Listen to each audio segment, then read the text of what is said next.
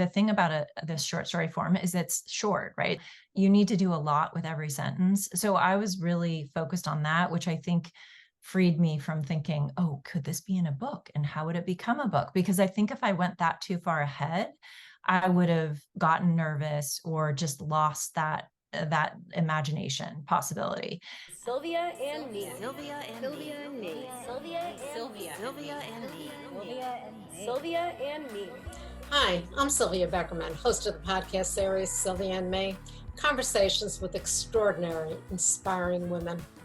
I'm Kelly Sather, author of the debut story collection Small in Real Life, set in Southern California, and I'm here welcoming you all to Sylvia and Me. Kelly, thank you so much for coming here. I know you're in the middle of a book tour because your book was just published. So you are in New York City right now as we speak. And I think it's wonderful that you've taken time on this tour to stop by and say hi. And we get to learn something about you and Small in Real Life.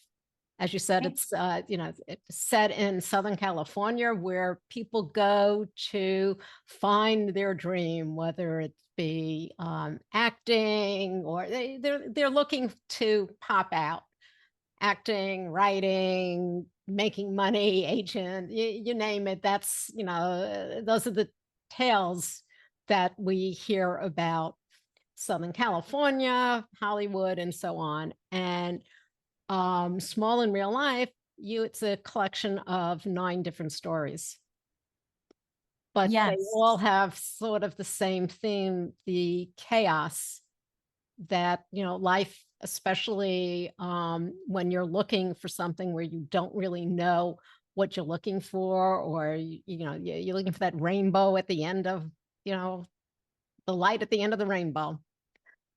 But you didn't start off as a writer, so I want to go into a little bit of your background because I think it's quite interesting. Didn't medicine have something to do with the very beginning of where you thought you might want to be? Yes, that's a good place to start, actually. I think we'll start with maybe what was a parent fantasy for me to become a doctor. So I started out in college as pre-med, which is shocking to me at this point because I think once you get to college level classes in science, you really I didn't have a science brain. I learned that very quickly. And so, and I was taking an English class and loving it. And that was my secret passion. And so when I exploded something during my chemistry final, it became quite obvious that this was not the place for me. And so I pivoted quickly and just started taking English classes. And so that was sort of my first turn. And I was really studying novels mainly, and some short stories like Flannery O'Connor and Eudora Welty. And then I got out of college and I actually worked for a while on studio lots as a temp. And so that was sort of my first, like, I was really interested in movies and how they were made and the business and all this. So I did work as a temp for a little bit before I went to law school. And then I came back to Los Angeles and worked as an entertainment lawyer, first at a firm and then at Columbia Pictures. Okay. And you mentioned somewhere that you left Columbia Pictures and you were looking to write screenplays specifically about resilient women in scary places. Situations. Yes, I loved the thriller genre. Like, that was my thing, female driven thrillers. And so I actually, given that I worked in the business, I mean, that was helpful. I knew some producers, and one of them had this project and I got interested in it. And the thing, so I developed this story, this screenplay, and then it sold. And then that was very exciting. And then, as often happens, you write and you have meetings and you're doing things, but the movies don't get made. So I had that sort of experience for a while. And I loved it. Like, I think writing screenplays is really difficult. And I think it takes a lot more planning than writing a short story, for me at least. Like when I'm writing a story, I'm sort of imagining myself into it. And when you write a screenplay, I know I've heard some writers talk about how they just sort of write and then redo it, screenwriters.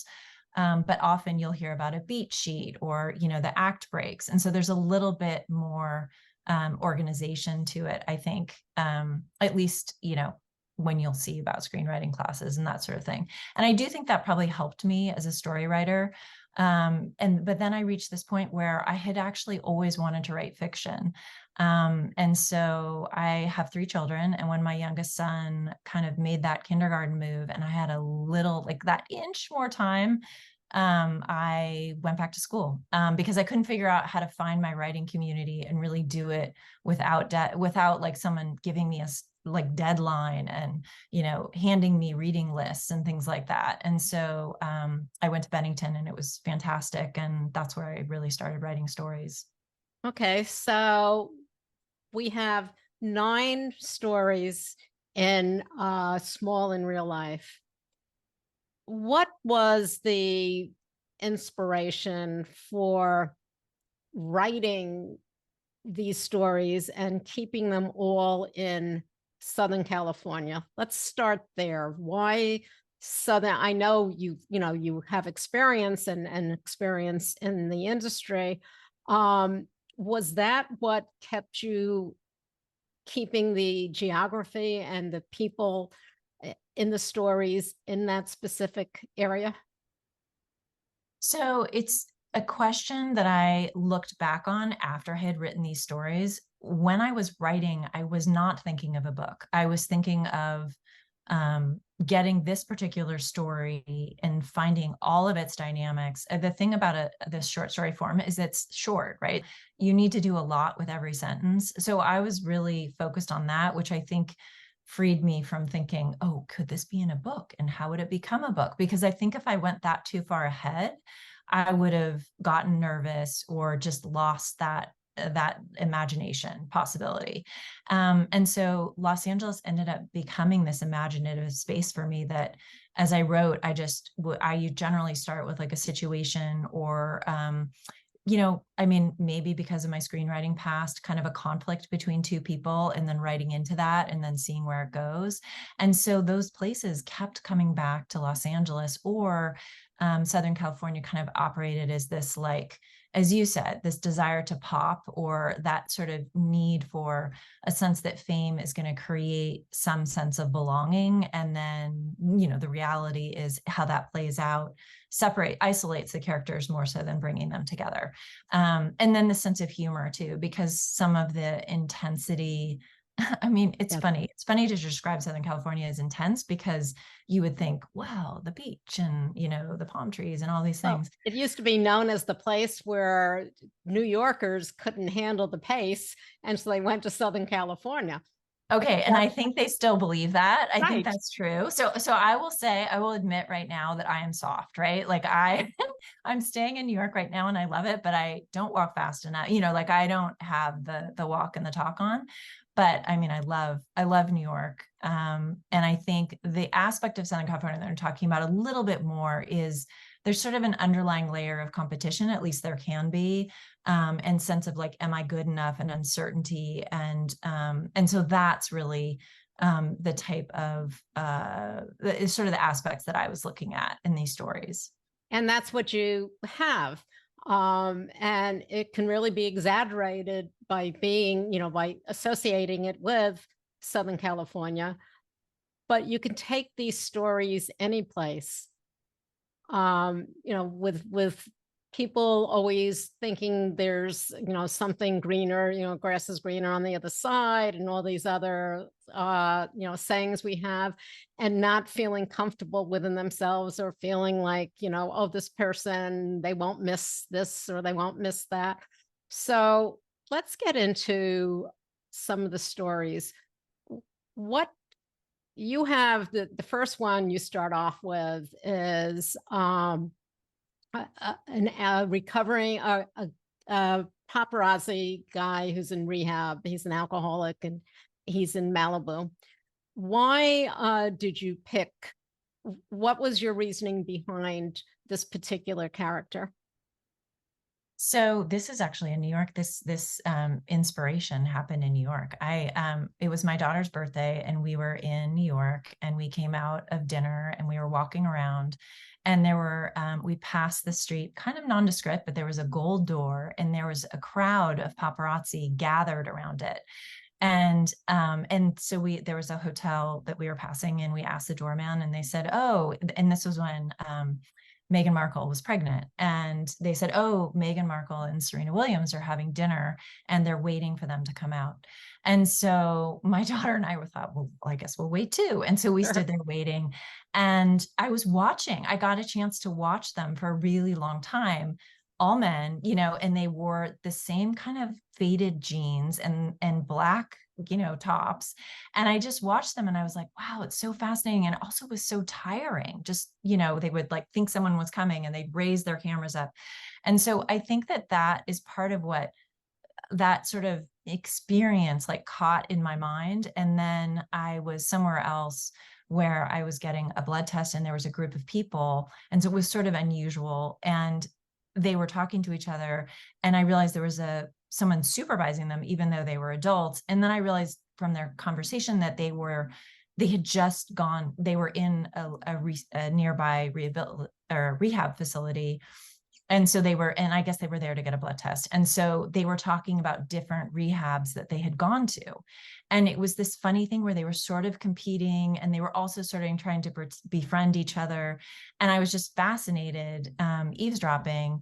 And so this story actually started like that. But then quickly, once I found this character, the paparazzo, I really followed that strain. And when you said that these are really regular people or regular human experiences, that's really where I come from. And then I use the place or the scenario or the work. Like, I think our work is really fascinating. So work is often, something that I'm exploring, or just at least a place that things are happening, because we all work.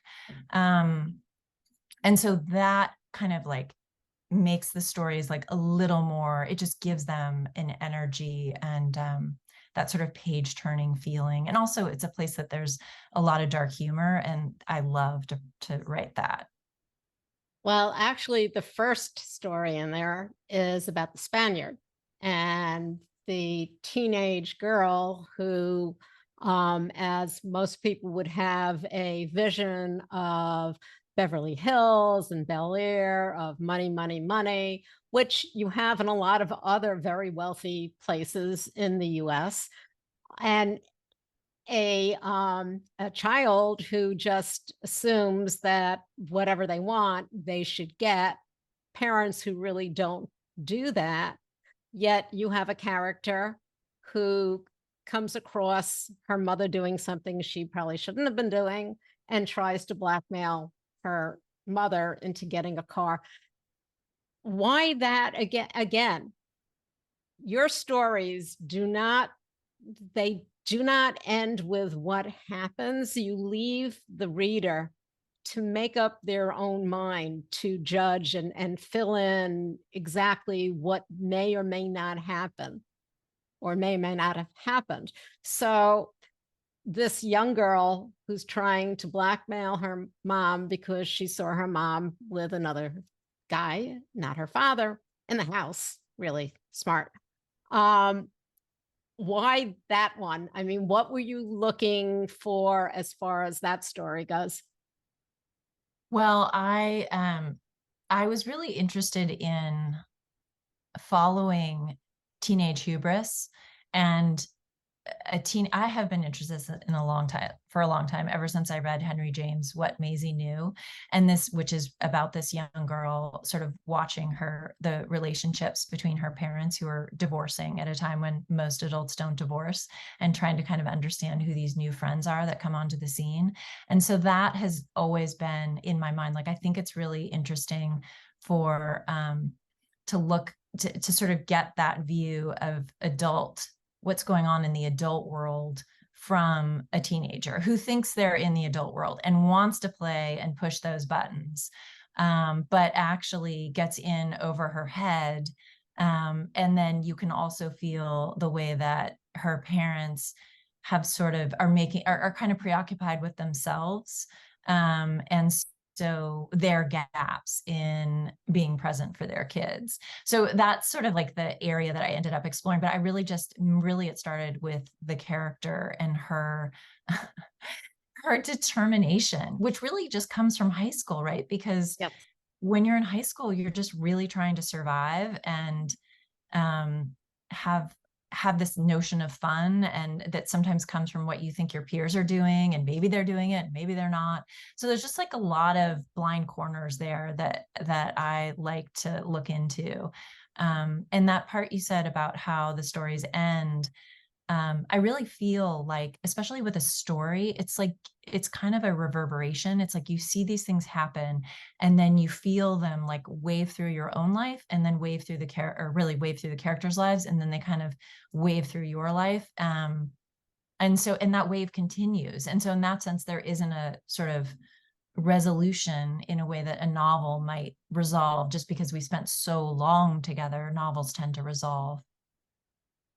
Well, that really is to me one of the more interesting parts of the stories that you have written in this collection, because they allow the reader to go, hmm, there's nothing definite here. I wonder, well, and come up with their own story, which is great, because that's fun. That's really getting the imagination and getting someone to actually think about what they just read. And it's like making a movie and being able to write your own ending. That's not so bad. You also go into a couple of heavier stories. One is a home invasion, and it doesn't turn out very well. There's a death involved in it, a murder involved in it. um, why would you go from, I mean, it's a mixture in this book. So now why go to that kind of dark story? So that's a good question. And as I said a little bit earlier, when I'm following a story, sometimes I'm just following a thread, and each sentence leads to the next sentence. And obviously that changes in rewriting. And so I made a choice about the ending. That particular story, I tried on some different endings, but it had, um, it felt like it had an incident. It was a story like a burglary is something unexpected. It's and this particular character who's narrating us through what he experiences and his relationship with his wife, um that's where I landed. I mean, sometimes I can't really answer, like, there wasn't an intention to end that way. I just knew, I knew his denial and his fear about what was happening, and then his conflicts with his wife. And then there's some sadness, because this is a moment where where there's sort of this potential for them, and then it's taken in a way. And um it's funny, like, that's just where this one ended. Like, it's just like these are where these characters are at this point where I'm meeting them. And then when I say that, there's also humor in it, because There was, see, yeah, in that story, there was quite a bit of humor actually with the interaction between the husband and wife. yeah, and I Um, think I think also part of it is, sometimes, and that's a story that has some looking at wealth a little bit, and sometimes there is this aspect of like insulating ourselves with wealth, as if that is possible. So I was sort of looking around the corners of that as well. okay. I'd like to talk about one other story in your book, and that's the one where there's three friends. One of the women is dying from Lou Gehrig's disease, and one of the three is down on her luck. She has nothing. And Gia, the young woman who is dying, has she has made it in life. She's got money. Tell us the story, why you decided to put in there something about her friend who really would like Gia to say, look, take, some of my handbags, I'm not going to use them anymore. Doesn't do that. She instead takes them thinking no one's ever going to notice. Yeah, also another moment that isn't premeditated. It's sort of a reaction to her struggle with just sitting with her friend's illness. She sort of can't cope and can't be there. And so she creates this other, which is kind of how she is in her life. She creates distractions by taking big actions that often hurt somebody else. But she can't quite help it. And so I will say something else with these characters is that I do think the humor comes a lot from their insight on both their predicament and the people around them, because the people around them are often not that supportive, as you say, No. and so that they see that humor, and then they sort of take these big actions and respond. They see that, and then they have a humorous take on it, and then they take these big actions in response to it. And I'm always looking for that in stories. I'm like, what could be, some of them are more subtle, but some of them are like, what could really get this person in trouble right now? Because that's part of fiction, I think, is like kind of taking it further. And so I think in this story started with me eavesdropping. And so I will say that I think part of the dynamics of guilt is actually some of me eavesdropping on other people talking about their friends, and like realizing that if their friend were there, they probably wouldn't be so happy that they were being talked about in that way. And in that story, it becomes someone who's helping the friend who's ill, who's recognized as like the more true relationship. So those are the things I was kind of playing with. Like often when I go into a story, I'm actually exploring a feeling that I've had myself, and kind of threading that darkly through and seeing And where I'm at. that's something that people always say, write what you know about. And always, in some way, a writer will wind up weaving something. There's some little piece of themselves or a situation that they went through. There's something in there that they've seen, lived through, thought. And I just love the way you've expanded. You've taken something that might be, a small incident, and expanded on it in a condensed way, which, if it was a novel, I again, as you said, if you were thinking about actually writing a book from beginning to end and putting the whole story in there, I think what you've done in these 9 stories gives more than had you tried to expand any one of those stories into a book, because there's so much in each one of them that you hit on. Yeah. And they're all different. We just talked about it, a variety of incidents of different people. You have grief in there, you have loneliness in there, you have greed, disillusionment. And with the world and the chaos that we're going through right now, which seems to be our new normal, these characters give us something to, to see, to maybe see what we might be feeling and see where that could take us.